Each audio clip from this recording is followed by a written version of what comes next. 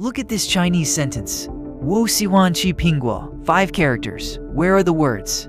There are no spaces. There is no dash. There is no punctuation in the middle. And, surprise, there's more than one valid answer for how to split it. The word is not built into the writing system. This is the segmentation problem. The first thing every Chinese NLP system has to solve before any other task even starts. And in a deeper way, it's the proof that the word itself is a Western concept we've been smuggling into NLP for decades. Last episode, we cracked open BPE, the statistical tokenizer that runs every modern LLM. We saw it slice English words into subword chunks. Today, we ask the harder question. What does that algorithm do when the language doesn't have whitespace at all? When the input is one continuous river of characters? Here's the puzzle for today. Word segmentation in Chinese is not a step you can skip. It is the first task, and it has multiple correct answers depending on what you're doing. The same sentence can be cut 3 different ways for 3 different downstream tasks. The word becomes a function of the question you asked. Today's 3 beats. First, what Chinese writing actually looks like, and why the question, how many words is this, has more than one answer. Second, how the field has tried to solve it, dictionary-based, statistical, and now neural. Third, what this proves about the rest of NLP. The word is a leaky abstraction that English happened to standardize for us. The accident is showing. Beat 1. Chinese writing. Each character represents a syllable and a meaning. There are no spaces between words. Words are sometimes 1 character, sometimes 2, sometimes 3 or 4. The sentence 我喜欢吃苹果 means I like to eat apples. 6 English words, 5 Chinese characters. The mapping is not character to word and not character to syllable. It's its own thing.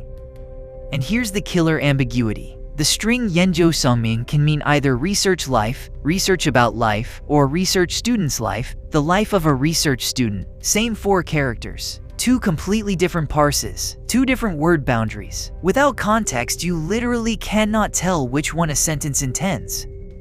Japanese makes it even more interesting. It uses 3 writing systems at once. Kanji, the Chinese-style characters. Hiragana, a phonetic alphabet for native Japanese function words. Katakana, a different phonetic alphabet for foreign loanwords. The switch between the 3 is the closest thing Japanese has to a word boundary clue. But it's a hint, not a rule. Beat 2. How does NLP solve this? Approach 1. The dictionary. Have a big list of Chinese words, scan the sentence left to right, and greedily match the longest dictionary word that fits. Cheap, fast, used for decades. Fails on any word not in the dictionary, and the dictionary is always behind the language. Approach 2. Statistics. Train a model on a corpus where humans have already segmented sentences. The model learns where word boundaries usually go based on character probabilities. Conditional random fields were the workhorse in the 2000s. Stanford Core NLP shipped 1. Microsoft Research shipped 1. Accuracy climbed past 95% on standard Chinese benchmarks. Approach 3. Just give up on the word.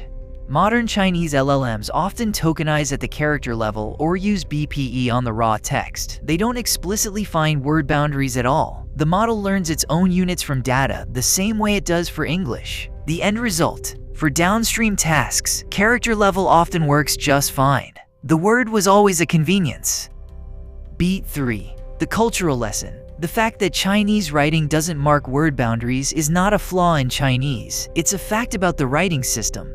English happens to use whitespace because European scribes started doing that around 600 CA. Before that, even European Latin was written without spaces. Look at any ancient Roman inscription. It's all 1 block of letters.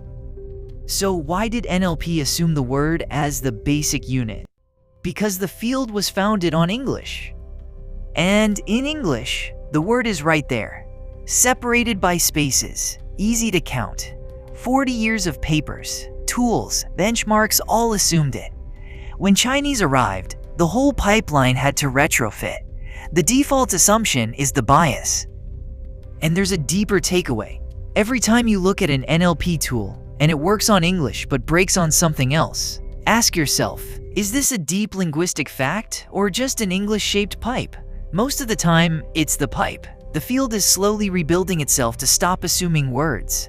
And the better LLMs get, the more often the word disappears entirely as a concept. 3 takeaways before the quiz. 1. Chinese, Japanese, and Korean have no spaces between words. Segmentation is task 1. 2. 3 families of approach: dictionary, statistical, neural. Modern LLMs often skip the word concept entirely. 3. The word is a Western convention. NLP assumed it for 40 years. The field is finally letting it go. Quiz 1. What does the Chinese string 研究生命 illustrate? A Chinese has too few characters. B. The same characters can be segmented 2 ways with opposite meanings. C. Chinese is harder than English. Or D. Chinese has no nouns. B. Segmentation ambiguity. The same 4 characters parse as either research about life or grad student's life. Without context, you literally cannot tell. That ambiguity is the whole reason Chinese segmentation is a real research field. Quiz 2. What's the modern LLM approach to Chinese segmentation? A. Use a Chinese dictionary. B. Often skip the word concept. Tokenize at the character or subword level. C. Translate to English first. Or D. Refuse to process Chinese. B. Skip the word. GPT, Claude, and the Chinese-built models all use BPE on raw characters. They never explicitly find word boundaries. The model learns its own units. For downstream tasks, this often works fine. The word was always a convenience, not a necessity. Quiz 3. Why does NLP assume the word is the basic unit? A. It's a deep linguistic universal. B. The field was founded on English, where words are right there with spaces. C. Chinese researchers voted on it. Or D. Words are the smallest meaningful unit. B. Historical accident. NLP was founded on English, where words come pre-separated. 40 years of papers and tools assumed it. Chinese arrived and the field retrofitted. The default became the bias. Back to the puzzle. We're now 3 videos deep into the same observation. English isn't normal. Morphology was the first proof. The lexicon was the second. Today, the word boundary itself. Every assumption baked into the NLP pipeline gets stress tested the moment you leave English. And modern LLMs, by going character level and subword, are quietly letting go of the assumptions. Next time, the curse of productivity. The reason your NLP system has to handle RIZZ, skibbity, doomscroll on first contact, and why most of them fail gracefully without ever truly understanding. Hit subscribe if you want it the day it drops.